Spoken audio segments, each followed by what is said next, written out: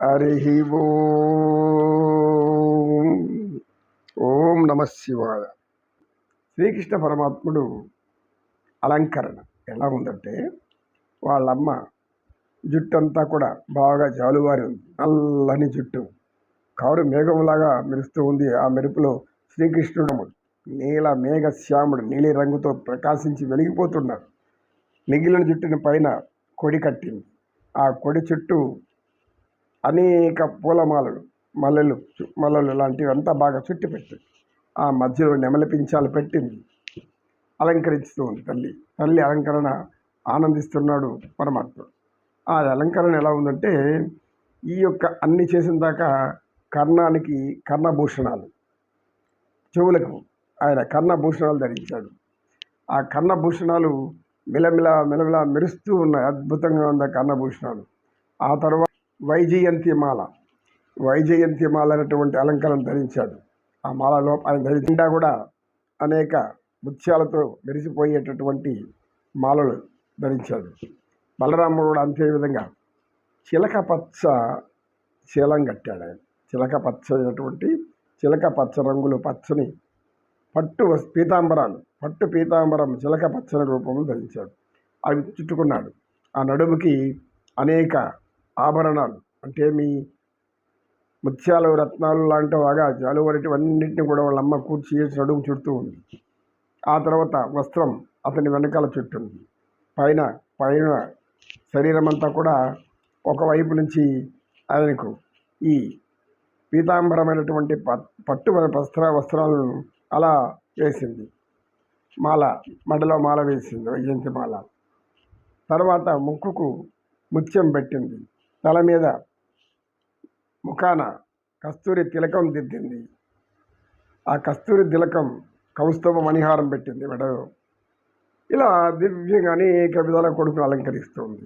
పెదాలకు ఆయన వెన్న రాసింది.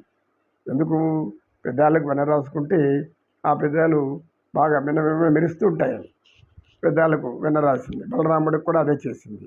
ఈ తల్లి కొడుకులంతా కలిసి దివ్యమైన అలంకరణలో కూర్చున్నారు. అంత అలంకరణ జరిగిపోతుంది.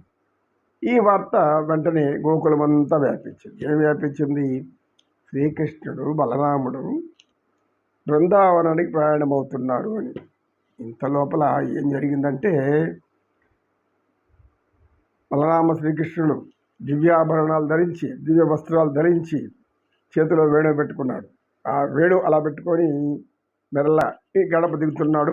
తల్లి ఎదురొచ్చి ఆయనకి హారతి పట్టింది, దిగుతున్నాడు. ఎప్పుడైతే వేణులో నుంచి ఒక చిన్న స్వరం వినిపించాడో, సప్త స్వరాలు ఒకేసారిగా దివ్య మంగళాలుగా వ్యాపించాయి.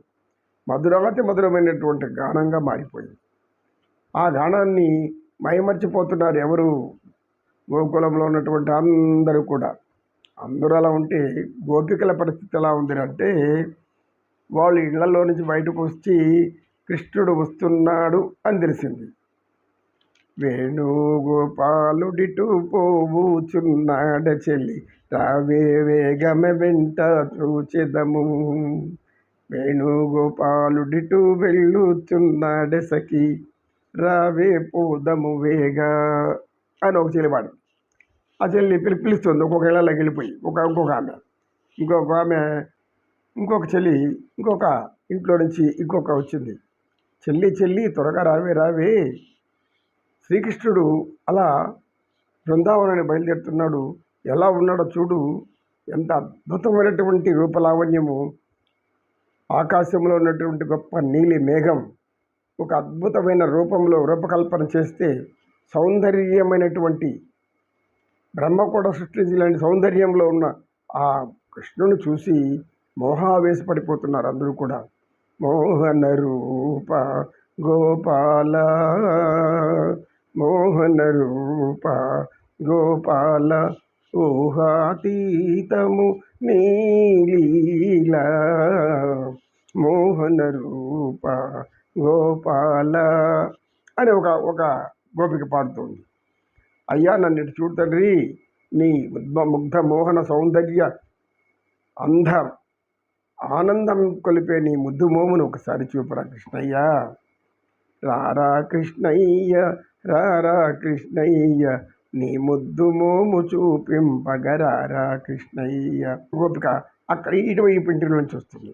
వీధికి ఇటువైపు అటువైపు నీళ్ళలో నుంచి గోపికలు బిలబిలబిలమంటూ వచ్చేసి తర్వాత ఇంకొక గోపిక వచ్చింది. అప్పుడు రాధ గుర్తొచ్చింది. పాడవేల రాధిక పాడవేల రాధిక ప్రణయ సుధాగీతిక పాడవేల రాధిక గోపాలుడు నీ గీతామృతమును విని ఏ మూలను పొంచి పొంచి వినుచున్నాడని ఎంచి పాడవేల రాధిక తెలిసిపోతుంది. తానే ఒక రాధిక అయినట్లు పరవశించి మొయ్యిమరసి మురిసిపోయి ఆ మురిపు మురిపాల ముద్దుల గోవిందను ఆయన యొక్క అధరామృతాన్ని చూస్తుంది. ఇంకొక గోపిక ఆయన యొక్క నాసాగ్రంలో ఉండే నవమక్తికాన్ని చూస్తుంది. ఇంకొక గోపిక ఆయన తలుచుకొనక కర్ణ కుడలాలను చూస్తూ ఉంది. ఇలా అందరూ అతను అనుగ్రహపూర్వకంగా పొగుడుతూ ఉన్నారు. అడుగు పెడుతుంటే భూమి మీద పరమాత్ముడు ఆ పక్కన భూమాత కూడా ఆ తల్లి పరమాత్ముని పాదాలు ఎక్కడ నొప్పి పడుతుందో అని మెత్తటి గడ్డిలాగా మారిపోయి ఆయన పాదాల కింద నలిగిపోతూ ఉంది. భూదేవత అయ్యో నా యొక్క పురుషుడు ఈ భూమి మీద నడిచిపోతున్నాడు, నేను ఆనందించాలి అని ఆమె కూడా మురిసిపోతుందంట.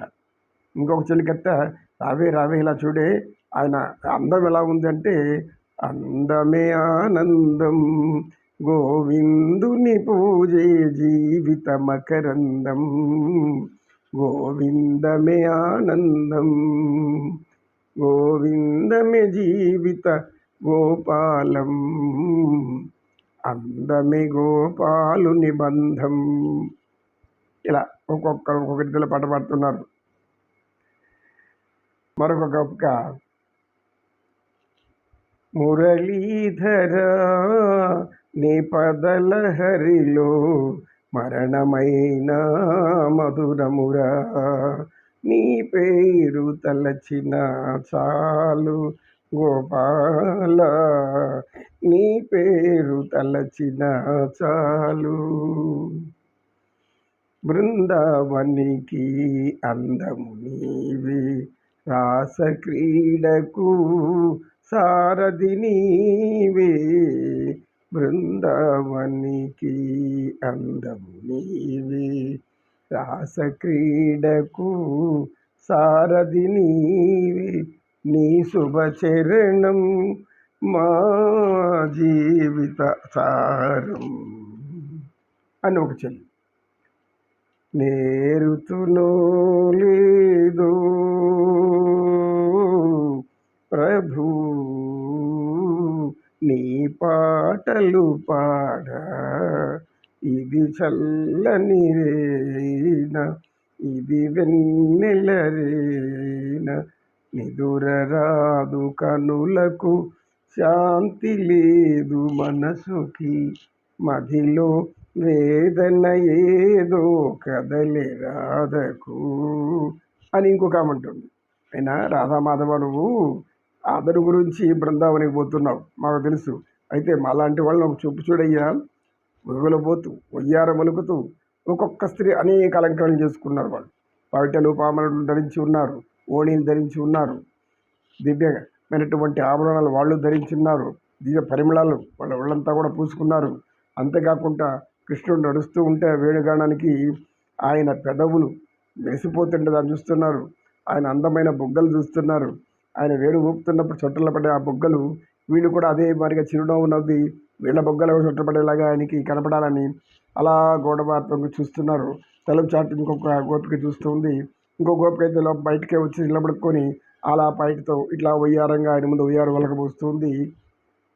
రకరకాలుగా గోపికలు పరమాత్మని ఆకట్టుకోవాలని ఒకరికొకరు.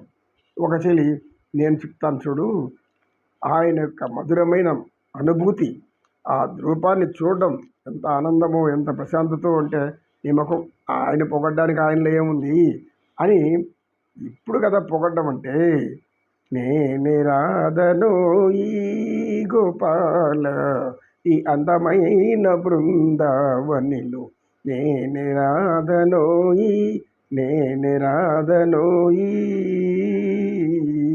గోపాల అని ఒక గోపిక పాడుతుంది బయటకు వచ్చేసేసి. ఇలా గోపికలు ఆయన యొక్క దివ్య సౌందర్యాన్ని చూసి మైమరచిపోయి ఆనందించి పరవశించి మోహావేశం పెంచుకొని ఏం చేస్తున్నారో తెలియకుండా బయట జారుతూ ఉంది. వారి యొక్క శరీరంలో ఉన్నటువంటి అన్నీ కూడా పాము బుస కొట్టినట్లు ఆ వ్యామోహం బయటకు వస్తూ ఉంది. వారి శరీరం యొక్క మార్పులు ఎలా మారిపోతున్నాయంటే పరమాత్మని ఆకట్టుకోవాలి, పరమాత్మ తమ వైపు తిప్పుకోవాలి. కృష్ణయ్యా నిన్ను చూడాలయ్యా, నీ పాదాలు తాకాలయ్యా, కాసేపు